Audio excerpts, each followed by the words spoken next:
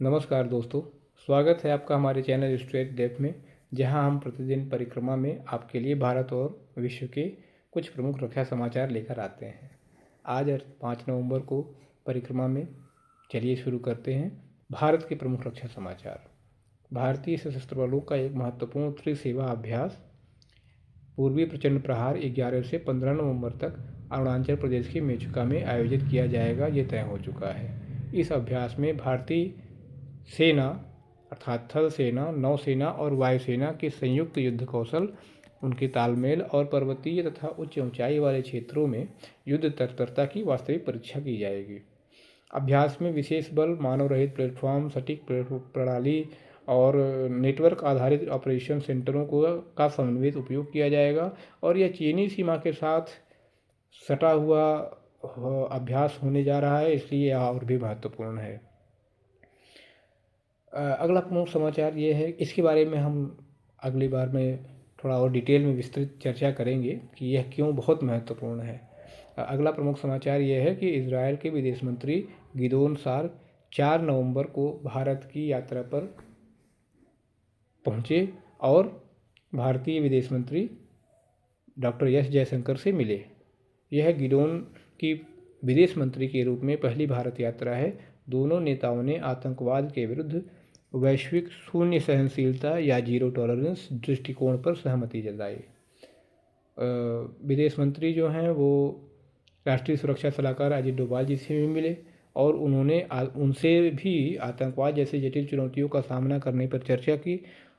साथ ही साथ भारत और इजरायल ने Sushma Swaraj institute of foreign service और इजरायल के विदेश मंत्रालय के बीच में एक प्रशिक्षण समझौता के ज्ञापन पर हस्ताक्षर भी किया है।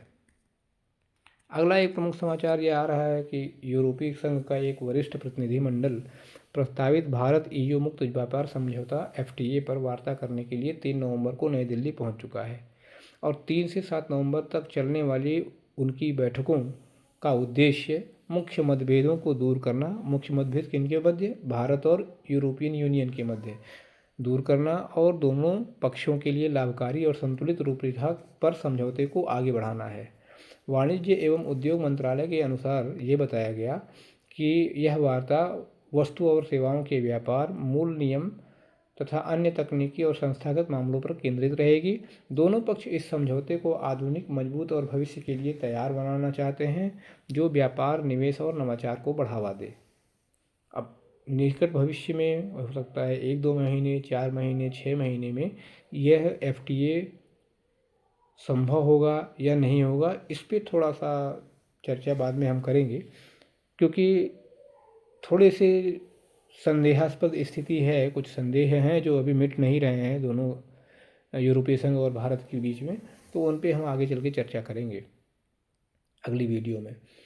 अगला प्रमुख समाचार ये है कि भारत की बहुराष्ट्रीय कंपनी अदानी पावर ने 3 नवंबर को बांग्लादेश के विद्युत शुल्क भुगतान विवाद पर अंतर्राष्ट्रीय मध्यस्थता शुरू करने की घोषणा की और यह कदम बांग्लादेश द्वारा विद्युत खरीद समझौते के अंतर्गत देय भुगतान न करने के कारण उठाया जा रहा है।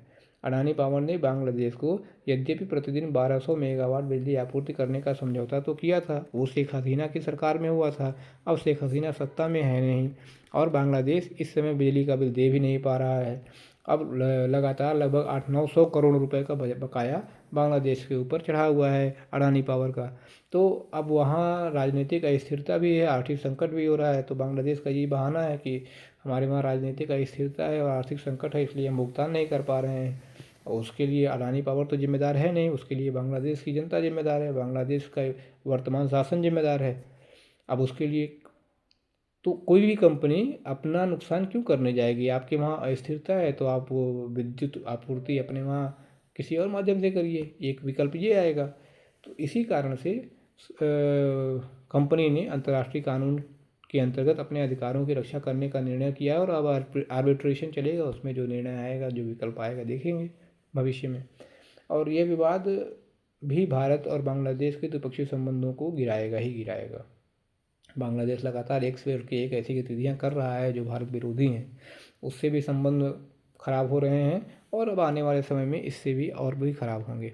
अगला रक्षा समाचार अमेरिका से आ रहा है, जहां अमेरिका की सेना 4 से 6 नवंबर 2025 को कैलिफोर्निया के वांडेनबर्ग स्पेस फोर्स से एक मिनटमैन 3 इंटरकॉन्टिनेंटल बैलिस्टिक मिसाइल का परीक्षण करने की योजना बना रही है और यह परीक्षण अमेरिकी राष्ट्रपति के निर्देश के बाद किया जाएगा।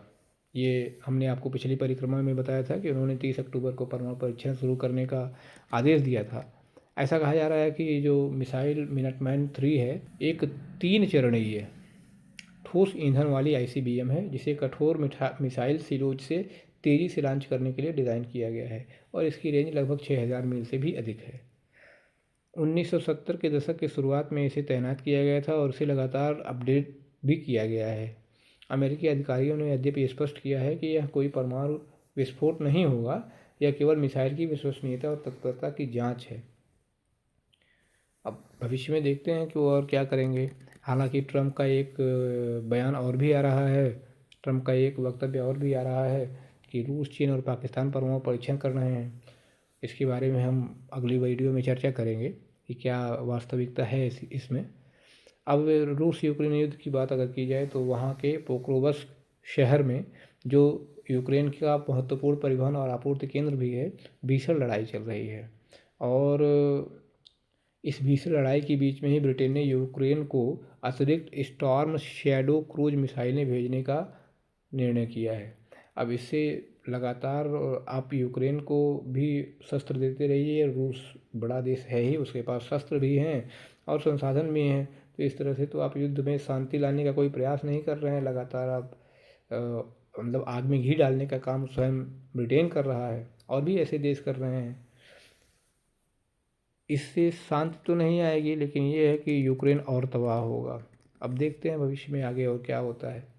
चलिए आपको ताइवान ले चलते हैं, जहाँ के रक्षा मंत्रालय ने लगातार ये पिछले 1 महीने से वो लगातार सूचित कर रहे हैं कि चीन उनके ऊपर आक्रमण करना चाहता है, चीन उनको दबा के रखना चाहता है या अपने में पूरी तरह से असिमिलेट कर लेना चाहता है, समायोजित कर लेना चाहता है। उन्होंने 4 नवंबर की रिपोर्ट जो बताई है उसमें 2 चीनी विमान और 5 चीन की नौसेना के जहाज़ ताइवान के आसपास संचालित हो रहे हैं। दोनों विमानों ने मध्य रेखा को पार करके ताइवान के दक्षिण पश्चिमी एयर डिफेंस आइडेंटिफिकेशन जोन में प्रवेश किया है और बीजिंग की ये स्ट्रेटजी रही है, साइलेंट स्ट्रेटजी रही है। जैसे मान लीजिए उसका तरीका यह है कि वो एक दिन में कोई टारगेट नहीं अचीव करना चाहते, वो लॉन्ग टर्म में चलते हैं और लॉन्ग टर्म में उनकी स्ट्रेटजी फिक्स रहती है। क्या रहती है कि पहले आपका जो एरिया है उसमें वो 2 साल 4 साल का एक टारगेट बना करके कि आज 100 मीटर घुसपैठ करेंगे, अब उसको 2 साल बाद 50 मीटर छोड़ेंगे, 50 मीटर पे कब्जा बना लेंगे। फिर उसके बाद में 2 साल 3 साल 4 साल बाद 100 मीटर घुसपैठ करेंगे और फिर उसके बाद 50 मीटर छोड़ेंगे, फिर उसके बाद 50 मीटर पे आगे कब्जा जमा लेंगे। ये चीन की रणनीति रही है और यही रणनीति वो ताइपे के विरुद्ध अपने अभियान को जारी रख के दिखा रहा है। आने वाले समय में ऐसा लग रहा है कि वहाँ पे भी एक संघर्ष, बड़ा संघर्ष देखने को मिलेगा, क्योंकि चीन अपने सैन्य अभियान प्रतिदिन वहाँ पे चला रहा है। वास्तव में युद्ध तो नहीं लगता है होगा, लेकिन फिर भी इस समय अनिर्णय की स्थिति है, कुछ कहा नहीं जा सकता। जो भी होगा हम आपको अगले एपिसोड में बताएंगे। अब परिक्रमा में आज के लिए बस इतना ही। हम कल फिर मिलेंगे भारत की नई कूटनीतिक उपलब्धियों के विश्लेषण के साथ ही विश्व के रक्षा समाचारों के साथ। बने रहिए स्ट्रेट डेफ में हमारे साथ और जुड़े रहिए भारत और विश्व के प्रमुख रक्षा समाचारों के लिए परिक्रमा में। वीडियो हमारी अच्छी लगे तो लाइक कीजिए, शेयर कीजिए और चैनल को सब्सक्राइब कीजिए। धन्यवाद, नमस्कार।